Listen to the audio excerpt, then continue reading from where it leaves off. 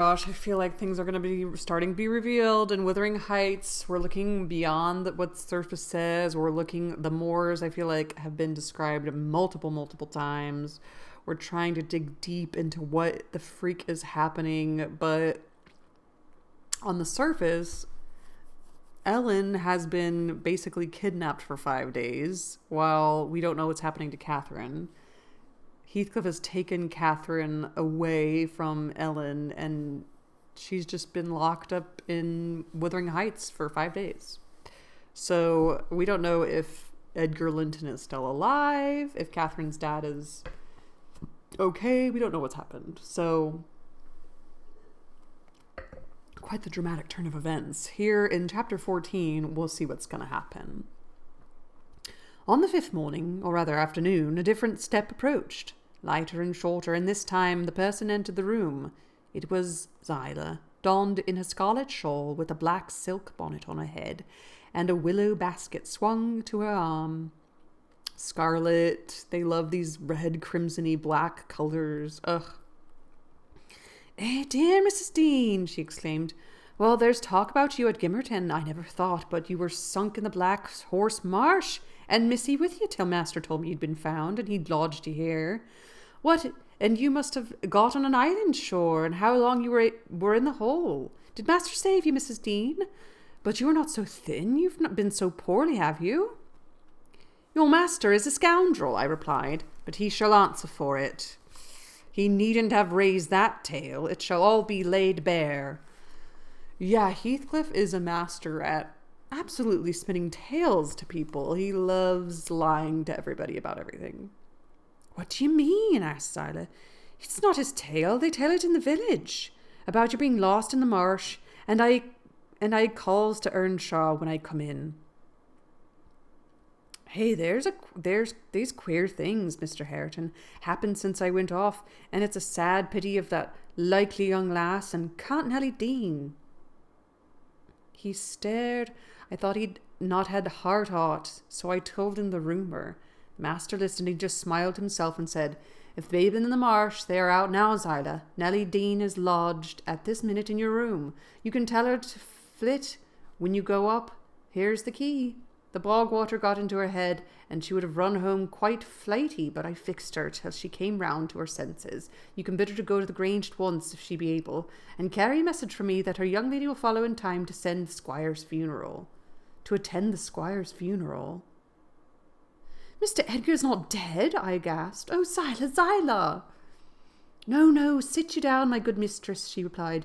"You're right sickly yet. He's not dead. Dr. Kenneth thinks he may last another day. I met him on the road and asked." Okay, Edgar's not dead. Okay.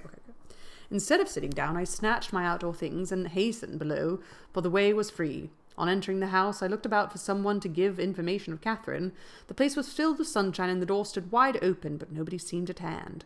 As I hesitated whether to go off at once or to return and seek my mistress, a slight cough drew my attention to the hearth. Linton lay on the settle, sole tenant, sucking a stick of sugar candy and pursuing my movements with apathetic eyes. "Where is Miss Catherine?" I demanded sternly, supposing I could frighten him into giving intelligence by catching him thus alone. He sucked on like an innocent. "Is she gone?" I said. "No," he replied. "She's upstairs. She's not to go. We won't let her." "You won't let her, you little idiot," I exclaimed. "Direct me to her room immediately, or I'll make you sing out sharply." "Papa would make you sing out if you attempt to get there," he answered. "He says I'm not to be soft with Catherine. She's my wife, and it's shameful that she should wish to leave me. He says she hates me and wants me to die, that she may have my money, but she shan't have it, and she shan't go home. She never shall. She may cry and be sick as much as she pleases." He resumed his former occupation, closing his lids as if he meant to drop asleep. "This is a nightmare."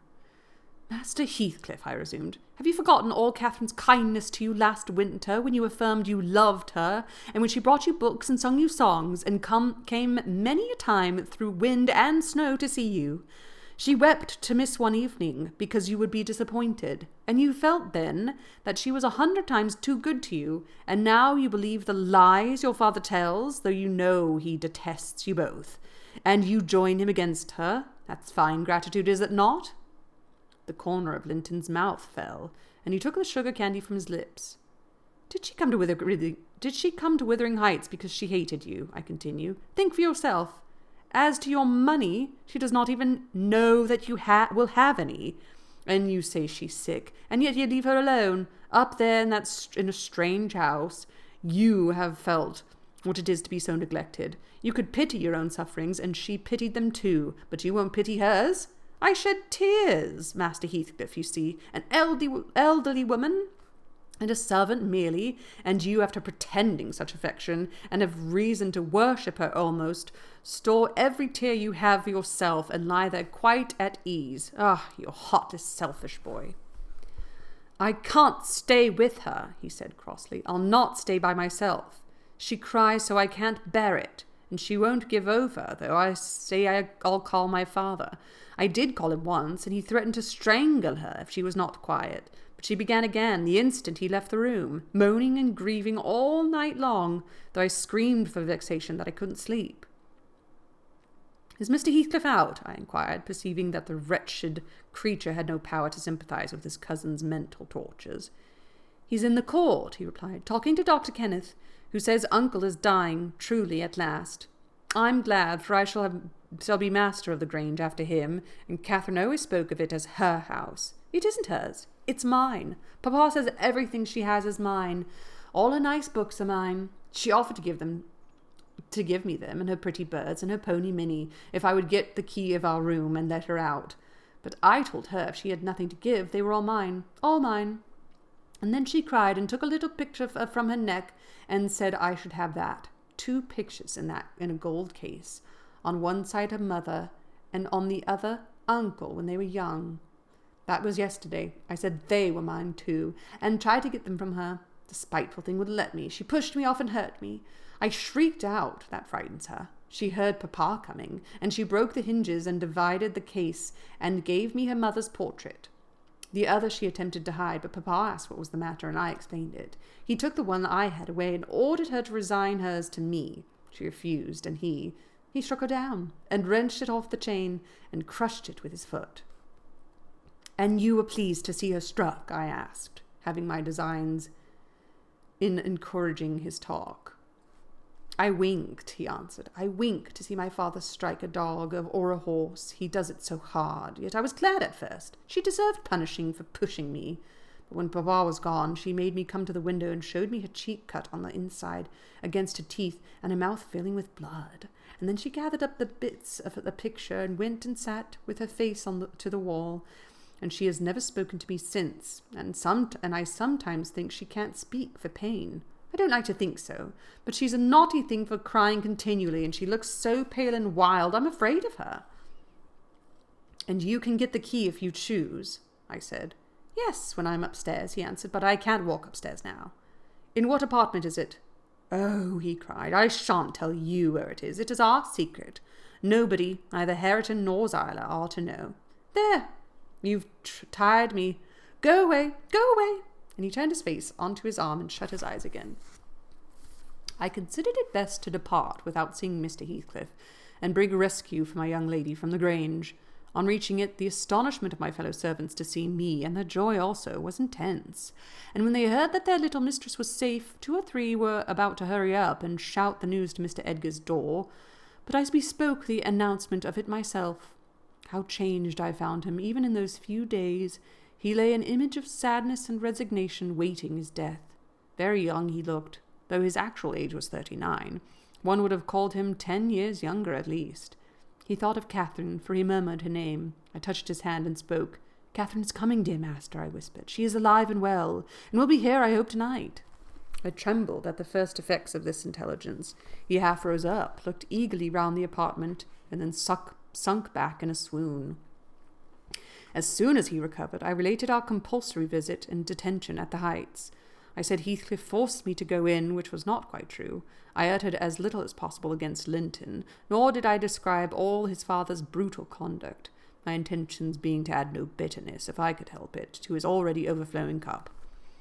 He divined that one of his enemy's purposes was to secure the personal property as well as the estate to his son, or rather himself. Yet why he did not wait till his decease was a puzzle to my master, because ignorant how nearly he and his nephew would quit the world together. However, he felt that his will had better be altered. Instead of leaving Catherine's fortune at her own disposal, he determined to put it in the hands of trustees for her use during life, and for her children, if she had any after her. By that means it could not fall to Mr. Heathcliff should Linton die. Having received his orders, I dispatched a man to fetch the attorney, and 4 more provided with serviceable weapons to demand my young lady of her gaoler. Both parties were delayed very late. The single servant returned first. He said Mr. Green the lawyer was out when he arrived at his house, and he had to wait 2 hours for his re-entrance, and then Mr. Green told him he had little business in the village. That must be done, but he would be at Thrushcross Grange before morning. The 4 men came back unaccompanied also. They brought word that Catherine was ill, too ill to quit her room, and Heathcliff would not suffer them to see her.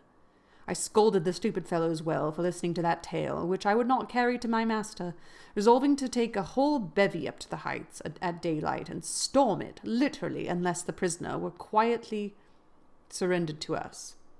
Her father shall see her, I vowed, and vowed again, if that devil be killed on his own door-stones in trying to prevent it.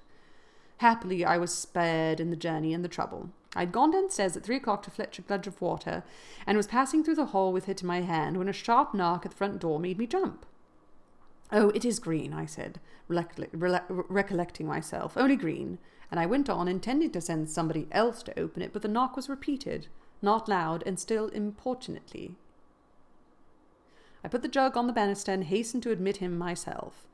The harvest moon shone clear outside. It was not the attorney. My own sweet little mistress sprang on my neck, sobbing, "Ellen, Ellen, is Papa alive?" "Yes," I cried, "yes, my angel, he is. God be thanked you are safe with us again." She wanted to run, breathless as she was, upstairs to Mr. Linton's room, but I compelled her to sit down on a chair and made her drink, and washed her pale face, chafing it into a faint colour with my apron. Then I said I must go first and tell of her arrival, imploring her to say she should be happy with young Heathcliff. She stared, soon comprehending why I counselled her to utter the falsehood. She assured me she would not complain. I couldn't abide to be present at their meeting. I stood outside the chamber door 1/4 of an hour, and hardly ventured near the bed then. All was composed, however. Catherine's despair was as silent as her father's joy. She supported him calmly in appearance, and he fixed on her features his raised eyes that seemed dilating with ecstasy.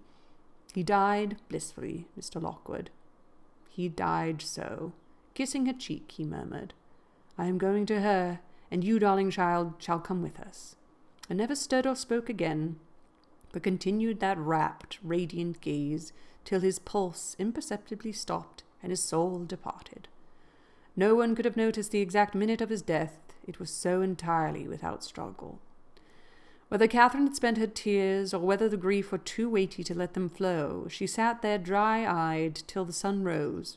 She sat till noon, and would still have remained brooding over that deathbed, but I insisted on her coming away and taking some repose.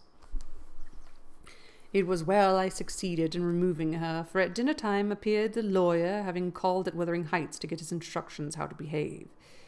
He had sold himself to Mr. Heathcliff. That was the cause of his delay in obeying my master's summons. Fortunately, no thought of worldly affairs crossed the latter's mind to disturb him after his daughter's arrival. Mr. Green took upon himself to order everything and everybody about the place. He gave all the servants but me notice to quit. He would have carried his delegated authority to the point of insisting that Edgar Linton should not be buried beside his wife, but in the chapel with his family. There was the will, however, to hinder that, and my loud protestations against any infringement of his directions. The funeral was hurried over. Catherine, Mrs. Linton Heathcliff now, was suffered to stay at the Grange till her father's corpse had quitted it. She told me that her anguish had at last spurred Linton to incur the risk of liberating her. She heard the men I sent disputing at the door, and she gathered the sense of Heathcliff's answer. It drove her desperate. Linton, who had conveyed up the little parlour soon after I left, was terrified into fetching the key before his father reascended. He had the cunning to unlock and relock the door without shutting it, and then he should have gone to bed. He begged to sleep with Hareton, and his petition was granted for once. Catherine stole out before break of day. She dared not try the doors, lest the dogs should raise an alarm. She visited the empty chambers and examined their windows, and luckily, lighting on her mother's, she got easily out of its lattice and onto the ground by means of the fir tree close by. Her accomplice suffered for his share in the escape, notwithstanding his timid contrivances. Oh, man.